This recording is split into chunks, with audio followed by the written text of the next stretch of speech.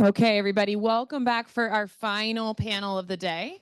Our final panel today is titled Advancing Technology for Better Care. I'm very excited to hear from all of our panelists today. Leading our discussion today as our moderator is Dr. Scott Kaiser. He is the CEO of Determined Health.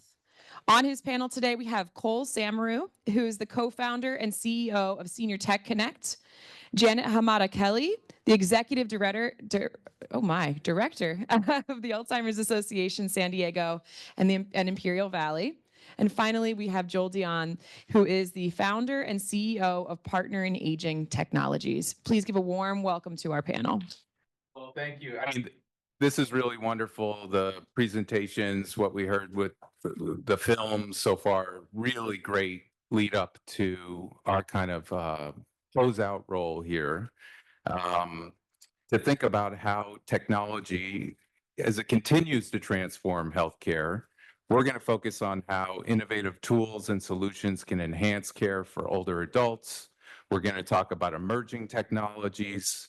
We're going to talk about best practices for integrating these solutions into existing care models and strategies to ensure accessibility for under-resourced communities. And with all of that, thinking about how technology can be an enabler of all of the things that we talked about in terms of social capital, in terms of bringing together a fragmented system and making it more accessible to people.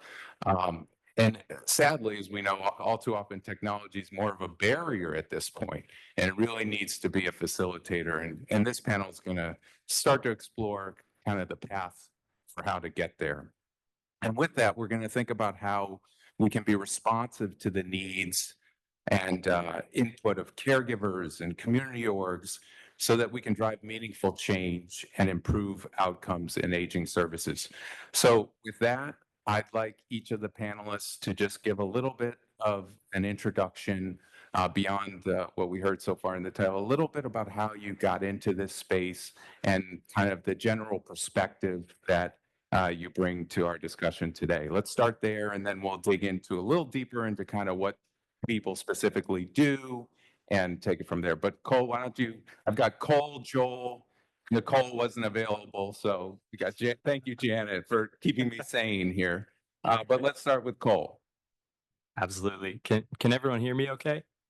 Alrighty, so good morning. My name is Cole Samaroo, and I'm the co-founder and CEO of Senior Tech Connect.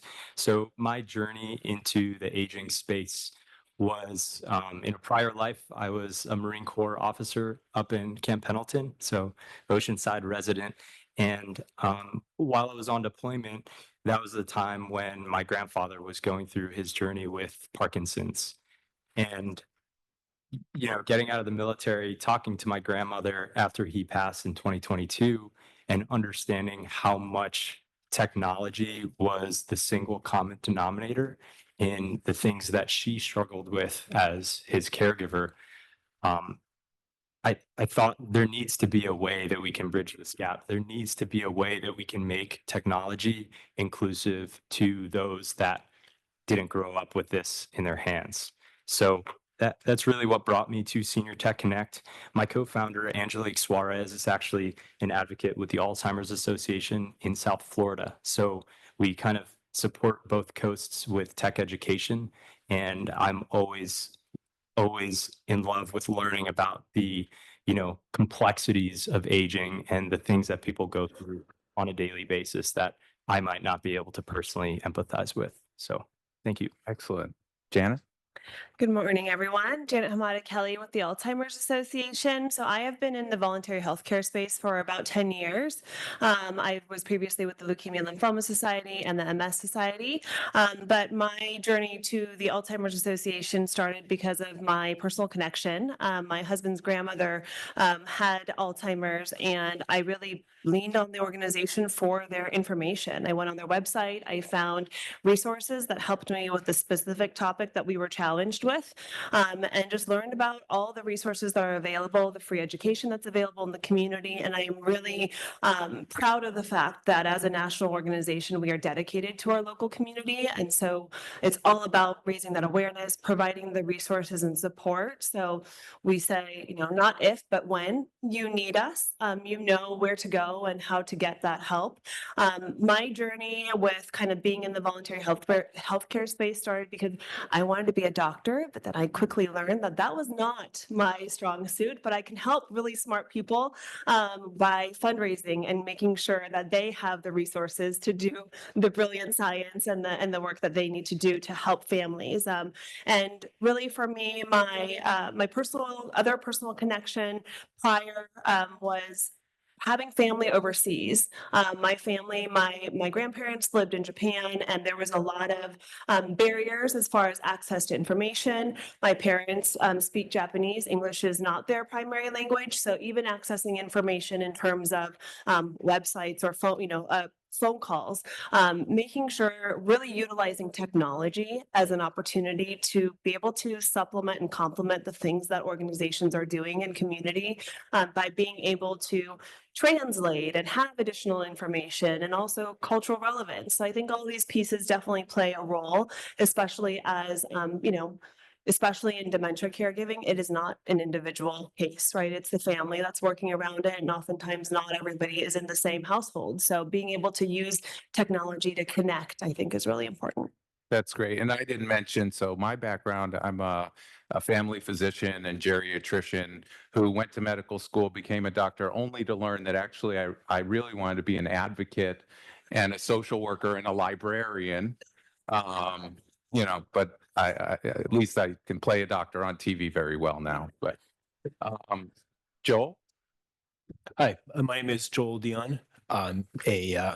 I guess I'm a bit of a sucker for digital health. This is my second startup, so I come at this from the perspective of a real passion for using technology to help people improve their health broadly in all the areas that covers. And so earlier this year, I created a new startup, and we are helping people who are caring for their aging parents. And I guess we'll get into that a bit more when we go. Amazing. Yeah. So family physician, geriatrician, also a founder of a digital health startup, Determined Health, focused on addressing social determinants of health. In particular, loneliness and social isolation is a core focus of ours, and better aligning healthcare and social care. And so with that, we have two fellow founder entrepreneurs. We're going to hear from them a little bit. I thought it would be helpful to better understand kind of what they're working on, what they're doing. And then I think we'll be able to come back to you, Janet, to really understand kind of what you're seeing in the trenches, what's needed, kind of boots on the ground from a community perspective. But with that, Cole, do you want to tell us a little bit more about your company and what you guys do? Yes, absolutely. Thank you, John. And oh, look at that. Matt, he even has slides. Right on cue. Technology works. So Senior Tech Connect was originally founded in 2022 as a volunteer community service project. We wanted to, myself and with my co-founder Angelique Suarez and her son Nick, who's still in high school, we wanted to start teaching at, libraries, community centers, senior centers, to teach seniors to use their smartphones, their tablets, their computers, all of the things that they struggle with. And we can go to the next slide. Thank you so much. And I think a lot of you all in this room understand the situation that we're facing as a country. The population is aging, it's accelerating, and the resources that we have, money, doctors, nurses, labor within the healthcare systems is not increasing, it is decreasing. So the health systems since COVID have gone straight to tech, to telehealth, virtual health, and all of these resources. And what is the one population that was left behind? The seniors. So a little bit of history on Senior Tech Connect. As we started locally in South Florida teaching tech education classes, we quickly gained so much demand for these types of training classes that we had to quickly transition to an LLC, start paying instructors, and this thing took off. So Humana's primary care organization, Conviva Care Centers, really had the confidence to bring us into their clinics in South Florida. And we started teaching, to this day, twice a month, tech classes to the members of this Medicare Advantage managed care clinic. So really what we're looking at is ultimately, how do we take, the telehealth resources and digital health that's out there and the 65 plus population, and how do we bridge that gap? Well, in just about a year and a half, we've taught over 11,000 older adults between each coast. We started developing, we can actually go to the next slide if that's okay. I guess I jumped the slide. Okay, I'm gonna go back. I touched on the labor shortages. I did not touch on social isolation, which is another social determinant of health, as we all know. Not having, the digital literacy level. It is now recognized by the CMS as a key indicator is digital health literacy. And so what they're starting to direct Medicare Advantage organizations to provide is digital health education, and also provide their care in different culturally appropriate ways. So if we're in South Florida and we're a clinic and most of our patients are Asian Americans that speak Creole, we need to be able to provide care and all of the resources to support that care in Creole and from someone who understands those cultural backgrounds. So that's a little bit of the problems that we're trying to address. And then just, me looking at this problem, there's a general dissonance in society. Seniors are going one place and the youth are going another place. And why is this? Technology is one, housing is another, right? Seniors are going into senior living, which is great. But how do we bridge, the intergenerational connections to continue to see seniors not as someone to be cared for, but someone that provides and participates in society? So next slide, please. I promise I will get into what we do. And that's now. So through the 11,000 older adults that we've taught in person, we've quickly developed new types of tools to engage. So the Conviva Care Centers had asked us, hey, can you make tech videos that we can stream in our clinics to help people access telehealth, to help them scan a QR code, to help them do all of these different tools or tasks that they need to do in order to access their care. So yeah, you can see on the top right, that's one of we call it our digital literacy telenovelas. And it's basically, a woman, one of the episodes is a woman who's cooking her arroz con leche and the lights go out. And she says, well, can't cook now. And then Maria comes in and she says, you can turn on the flashlight on your phone and continue to cook, and technology can actually be useful for you. So that's one of the ways that we're trying to engage and to help seniors within the healthcare realm.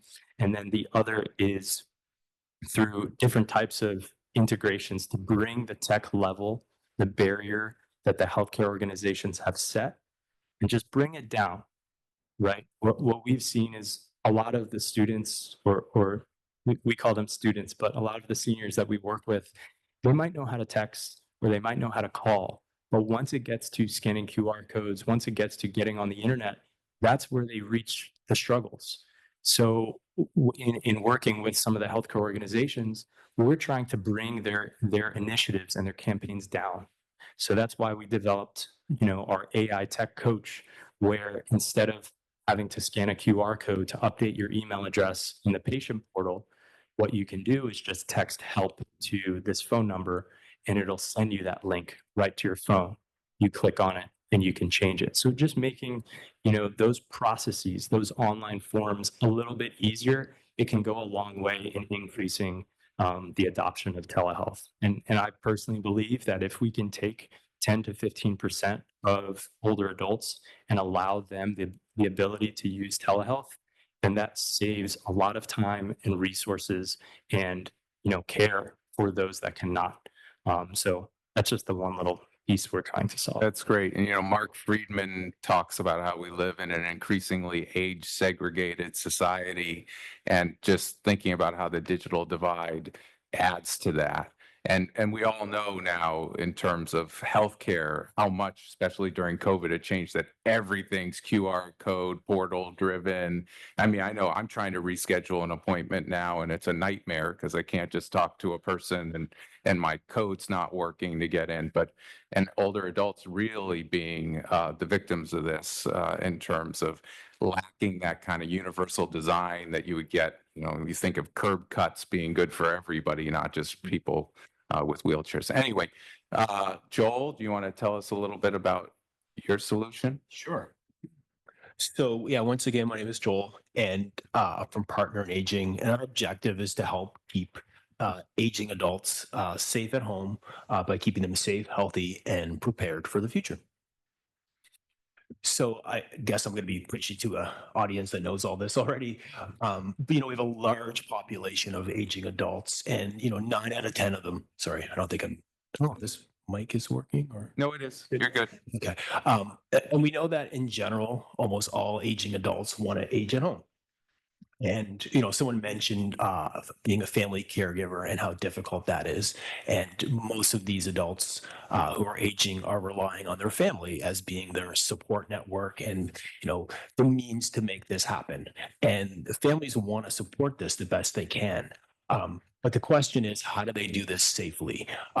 Just like having a newborn, you're kind of thrust into this. All of a sudden, you kind of have this pivot point and you're now responsible for your parent, for example, and you don't really know what you're doing. You don't know how to do this. It's stressful, it's overwhelming, and you've got a lot of questions and you're sort of just left on your own. So that's where we come in. So I'm going to be talking about some tech that may sound scary, but I think soon we're going to find it's actually going to be pretty adopted and a lot easier for most people to use. So what we've created is a AI powered platform. And what this does is it helps you create and then execute a plan, what we're calling a safe aging plan. So we've aligned our plan in our discussions with the Medicare wellness survey. Hope I got that term right. And we take you through this nice, gentle back and forth discussion, learning a bit more about the person you're caring for and what their needs are. And we help you create a plan. But not only do we help you create a plan, but we help you execute on a plan. This is sort of my learning from my background in digital health. It's one thing to know that you need to do these 8 things. Making a plan is the easy part. The hard part is actually doing the plan. And so what we're going to do is actually get into helping you create, very specific action plans and then connecting you with all of the resources, service providers, products, instructions, whatever that may be, to help you actually execute that plan. So you do keep your aging loved one safe, healthy, and prepared for the future. Excellent. I mean, needless. Oh, you still going? Sorry. Yeah, I kind of jumped ahead. No, that's great. Keep going. I couldn't Yep. see it. So that's just more of an example of what a plan would look like. So we aim to be a connecting layer, help you create your plan, help you execute the plan. Obviously, as a digital product, we can't come to your house and install railings. So in the end, what we do is we help you connect with the folks in the community who can take it to the last level so you actually can get that task closed off and get your loved one safe. And then how are we able to do this? I get this question a lot. So if you're familiar with the new AI technology, yes, we are using new technology, but what we're really doing is we're integrating the knowledge of the hundreds of years of experience of folks in the industry. So geriatric physicians, hospice nurse, long-term care insurance, et cetera, et cetera. And we've taken their knowledge and we've integrated on top of a AI system. So when you're talking to our AI system, you're getting access to the knowledge of real people and their expertise. All right, great. I mean, and obviously, needless to say, AI is transforming everything in society, and obviously, healthcare is no exception. So it's very interesting to think about how we leverage this technology to increase accessibility, particularly for the most under-resourced communities, and not leave people behind. And along those lines, so I'm really curious to hear from you, Janet, from the trenches. we've heard from two, entrepreneurs here who are, doing exciting things in the space. And it's been amazing how to watch this space mature over the last decade. What are you seeing in terms of what people need, where the gaps still are? Yeah, so I think as everyone up here has said, and all of us in the room know, with the growing prevalence of the aging population, especially those who may be noticing some changes in cognitive ability or interested or curious about brain health, we are understanding that, it's information overload, right? There's a lot of information out there. To be able to identify the trusted resource is also challenging. So I think technology does an incredible job at going a step further from having more accessibility in the virtual space to the on-demand space, right? This technology allows you to make sure you have specific information that is relevant to your needs, to be able to have it, whether it's in an app or a solution, or just making sure that you have the information that you and your whole network, your care family, what you are all working on together. I think it also, another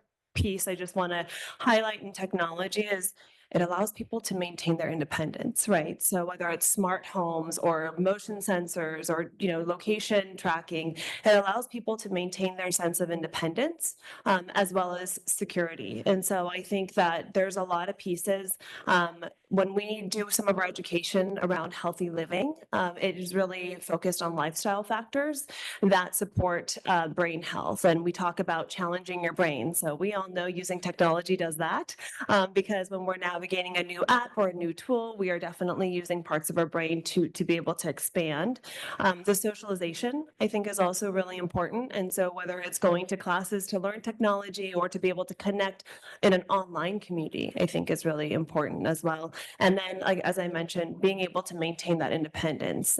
There are lots of families who want to be able to navigate dementia care services with their trusted network. And being able to utilize technology to keep everyone connected allows people to do that. Yeah. And as we are focusing on this panel on healthcare, there's so many aspects of where technology will change the aging experience, but we're talking about healthcare. Cole, talk to us a little bit about you're interacting with folks out there, what you're seeing in terms of barriers to care faced by older adults, and what does the future look like from your perspective with this in mind? It's a great question, and I believe I might have even asked you to ask that question. And I don't even know if I prepared for this one. So, okay. So, first off, a lot of what we're seeing, at least with our clients, they were very clear with us. They said we need to increase the adoption of telehealth, and we need to decrease call traffic to our call center. So, on the outset, that's totally understandable, because a lot of the attendees or the members of the patients that we're meeting with every day, we see like 400 to 500 older adults every week. And I totally understand that. They want to speak with a human being. They do not want to go on this app and, the platform and this, that, and not to mention the cybersecurity threats that are out there. Here in San Diego in 2023, older adults lost just about $100 million due to senior scams. So we've got two things. We've got a society that's going virtual, and we've got all these bad actors that are using technology to take advantage of seniors, particularly.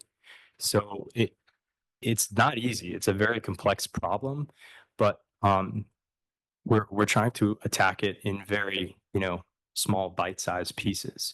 If we can teach people across a health organization like Humana and help their staff and help their patients to learn how to scan a QR code, if that's the one thing we accomplish across the board, that's a win, because that allows Humana to engage with them and to help them access their care.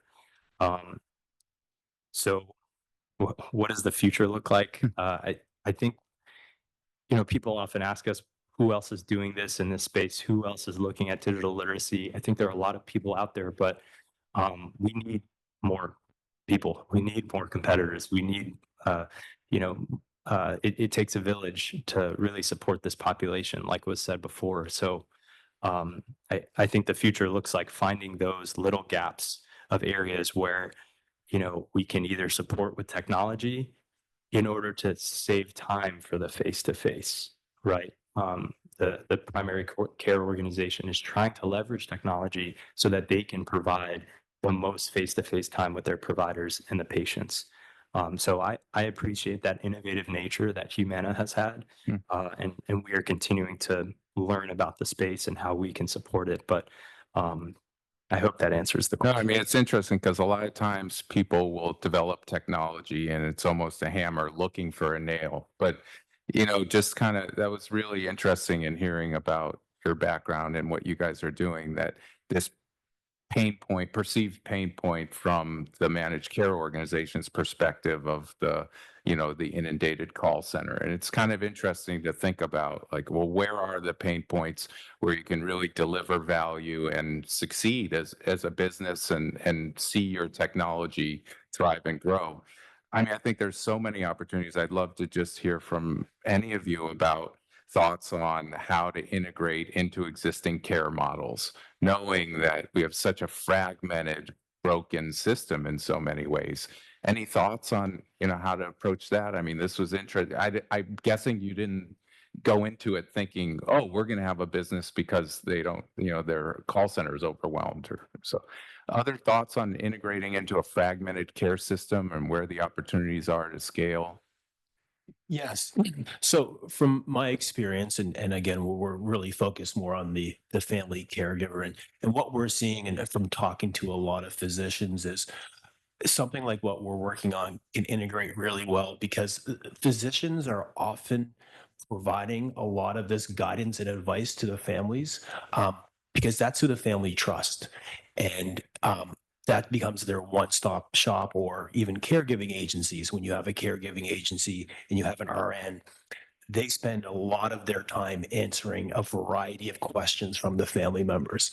So the way we see fitting into the larger ecosystem is maybe taking a little bit of that burden off those physicians and RNs, so we can answer some more of the standard questions, so that the physicians and the RNs can get back to providing, what they uniquely do best, which is providing the medical care, but perhaps not being, a part-time care navigator at the same time. So along those lines, do you have something to add? Well, I just wanted to quickly share a little bit about the guide model. Yeah. So the guide model, and I had to look up what that stands for. The Guiding and Improved Dementia Experience model is something that I think is really bringing this whole ecosystem together, all the different players, to make sure, again, that the individual and the families have this coordinated care. I think there are lots of really great community-based organizations out there that have a specific expertise in being able to support a family through a different part of this journey. And by having this model that does actually allow those who are on Medicare to be able to have access to coordinated care, it gives you 24/7 care. It gives you information around pain management, medication management, and 24/7 on-call support. And so I think that there's a lot that we can do together, because there are so many of us that are working on bits and pieces of this. And I think collectively we'd be able to provide some, really comprehensive models to be able to help families through the journey. Amazing. And we have just incredible folks in this room who represent community organizations, caregivers, and this is an opportunity to just sort of wishful thinking even, but how are we thinking about ensuring that the voices of caregivers and community organizations are brought into this technological evolution, and that our technologies are responsive to their needs? I'll take a jump at this. I think there's no better way than staying super close to the people that we are trying to support, whether it is the senior or the patient or the caregiver. We need to continue to garner that feedback and that data. Again, another example, when we work with patient experience teams at the highest levels in these healthcare organizations, they have no clue as to what is going on in the clinic on the ground for those seniors that they're supporting. So that's why I'm grateful that we're able to kind of straddle the line between talking at a high level and also working face to face with so many seniors every week. And then I would say the other thing is, going to the Alzheimer's Association and the great work that they're doing with caregiver training. It seems like every home care company is looking to the Alzheimer's Association for caregiver dementia training and making sure that their caregivers know how to handle these complex situations and these complex clients. Yeah, that's all I got. Anyone else want to? Well, yeah, I think that was a great answer. And I think it's just a classic challenge with technology companies is we can get in our own, the hammer nail analogy. And I love that one. So it's just making sure you're talking to the person you're trying to serve on a daily basis and adjusting to their needs. That's all it is. And I would piggyback on that then too. Please feel free to use this platform as an opportunity to make connections and ask. We're going to take questions from you in a moment, but I'm curious, what are things that you all want from our partners out here to be able to achieve this? But sorry, Janet, go ahead. No, I think events like this definitely help, right? I think it's bringing different players to the table so that you can hear about what's happening. A lot of times we are so focused on what we are working on within our own organizations and companies that we don't have the opportunity to learn. I mean, I learned today that Cole works with a member of my staff regularly. And so there is, we're interacting already, but just to be able to have this opportunity to be able to share and grow and collaborate. I think it's also important for each of us to amplify our voices, right? Each of us, whether it's when you're meeting your provider, or when you are, taking a class, or when you are, learning about a new solution. I think it's being able to raise your voice so that people understand what our needs are. There are definitely lots of organizations in our community that can work together to address those needs. Yeah, go ahead. If I could just jump in and add one more thing on top of what Janet said. For leaders in this room and also, just residents, there are so many opportunities to get involved in this problem and project. So to pitch SDSU CEAL, they're doing the age-friendly Oceanside project. And the amount that I have learned just from sitting in those meetings and hearing from Oceanside residents about the problems that they face is unmatched. I couldn't have gotten that anywhere in the day-to-day work that I do with just technology. AARP, what they're doing in the community with the Scam Jam tours. San Diego's, we heard from Aging and Independence Services. They do such great work here in the county. So it's not always fun to spend, a Tuesday evening from 6 to 8 p.m. volunteering, but that is the best way to learn. And I can't emphasize that enough. There are a lot of great projects going on. And for the community-based organizations, they need help, they need volunteers, and it's a great way to learn as well. So sticking with that, we'll just go down the line before we take questions from our crowd here. Do any of you just feel free to throw out any wish, ask? I wish it would be this way for our social capital rich collaborative community here. Are there partnerships you're looking for? Are there things you'd love to see? Are there opportunities we could seize together? You were just talking, so let's go, Joel. I'm putting you on the spot. Okay. I was prepared for it. Yeah. So I'd be happy to talk to anybody here today. We can always use more experts into our system. As I mentioned, we're bringing real life expertise into our AI system.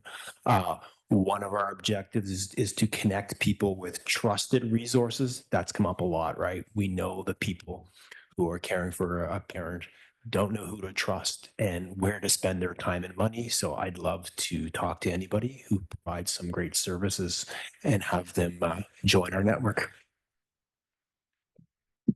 For us, we are always looking to provide the free education and resources to share in our community. We always joke that if you have an audience for us, we're happy to chat. And I think it's really because we do have lots of great information, but we also understand that especially around dementia and cognitive decline, people are not comfortable talking about it, right? And so being able to have a seat at the table or at an event, being able to share and kind of reduce, lower some of those barriers, and making sure that people understand that there's a lot of accessible information in different, and we can communicate that in different ways. I think the other part for us is reaching a younger generation. By younger, I mean that sandwich generation, especially when we talk about technology. The sandwich generation, caring for a parent and as well as raising children, they're the ones that are on their devices. They're the ones that are relying on technology to help guide them. So I think for us, opportunities to connect with more individuals who are open to learning about technology and resources that we have available would be great. Yep, I would reiterate everything that was just said. I will stay as long as necessary to meet with anyone that wants to meet with me. But you said an idealistic wish. I think of, if you have an older adult in your life or a loved one, a mother, father, grandmother, grandfather, take the time to sit with them and be patient and help them with one thing. I always ask, who in this room has an aging family member that struggles with technology? And most people laugh. And I think that at a macroeconomic scale, that is a problem, because think about how that downstream affects that person. They don't feel comfortable asking a family member to help them, then they don't feel comfortable asking anyone to help them. And that leads to loneliness and isolation and that whole that all of those effects. So I think we'll find that if everyone can take a little bit of time and be patient with, your aging loved one, that will go a very long way. Love it. Love it. So coming full circle, how innovative tools and solutions can enhance care for older adults. That's what we set out to discuss. I'm hearing connection, trust, accessibility. And these are really all the things that we're so rich in as a community. So great opportunities for us to work together. And with that, we'd love to hear, do we have a moment for some questions? Okay, good. Excellent. Any questions from our audience? Testing. Comments, questions. Okay, here we go. Oh, no, I'm coming up there.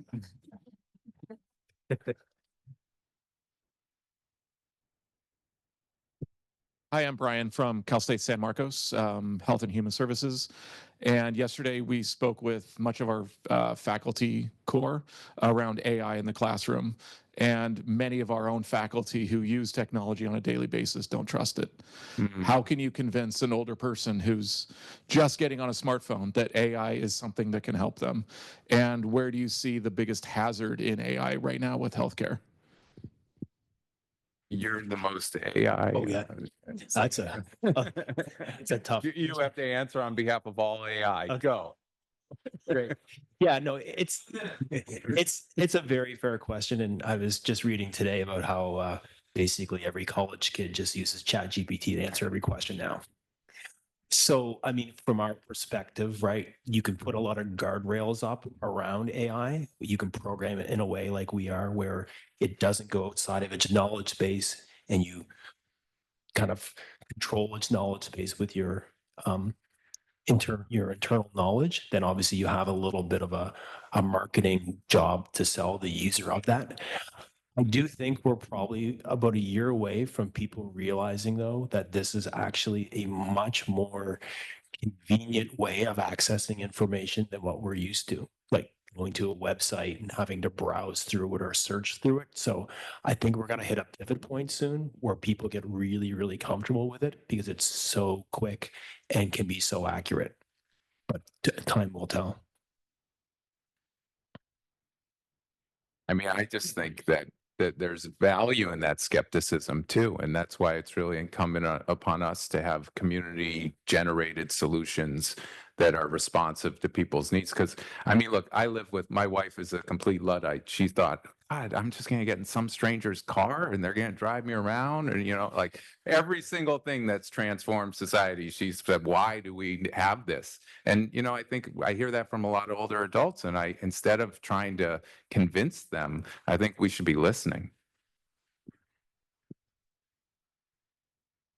I am that older adult. I'm over 80, trying to stay independent. So far successful, and this has been great.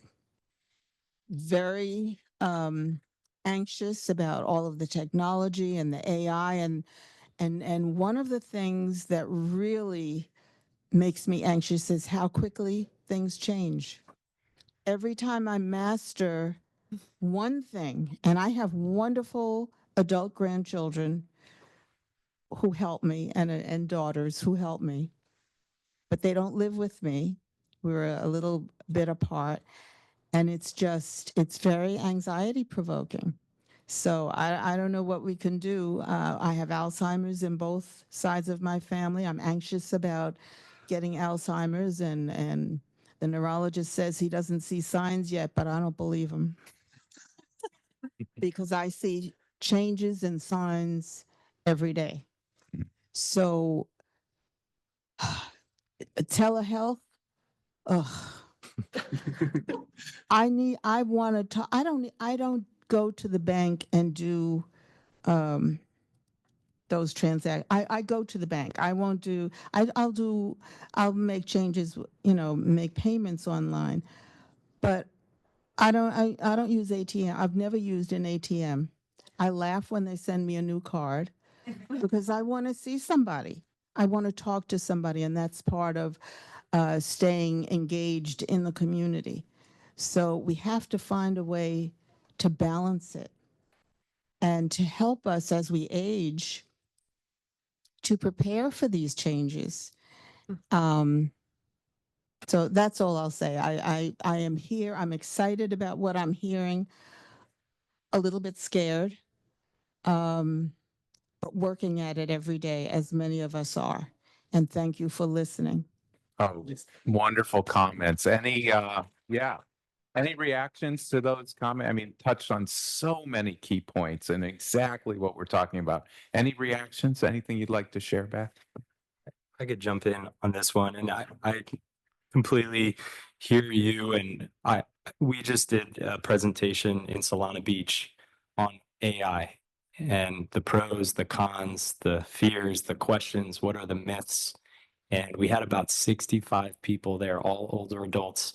And I would say about 50% thought it was really cool, and 50% thought, not for me. And I think we just have to realize as a society that, well, first off, show, don't tell, right? The presentation, we broke down everything, all the myths, all the truths. What are ways you can use it? Is it going to take all of my information and take over my phone and my computer? Maybe not. It's only going to take what you give it, what information that you give it. And we did some examples, and I found that through the tutorial and through, the slow process of explaining, people found, oh, wow, it can actually help me meal prep for the next 2 weeks. So I don't need to, continuously go to the grocery store, or I can go to the grocery store with my caregiver. We found little use cases as to how, older adults could use it if they wanted to. But that is, I completely hear you. And I think that's something that we're always going to have to understand in the back of our minds, that change is, while it's not stopping, we have to recognize that not everyone is keeping up with it, and kind of put some flexibility in there. Awesome. And quick shout out to my wife again, too. I have to do all the Zelle and Venmo because she won't do that. Deposit checks on her phone, won't do any of that. Well, excellent. I think it's time for us to wrap it up. Really just so grateful that we were able to close this wonderful 2-day symposium with this important topic. And I think it gives us all really important food for thought and inspiration in terms of our journeys to try and help make healthcare better and better support older adults and caregivers in our communities. So thank you all so much for allowing us to be a part of this, and thank you to our extraordinary panel.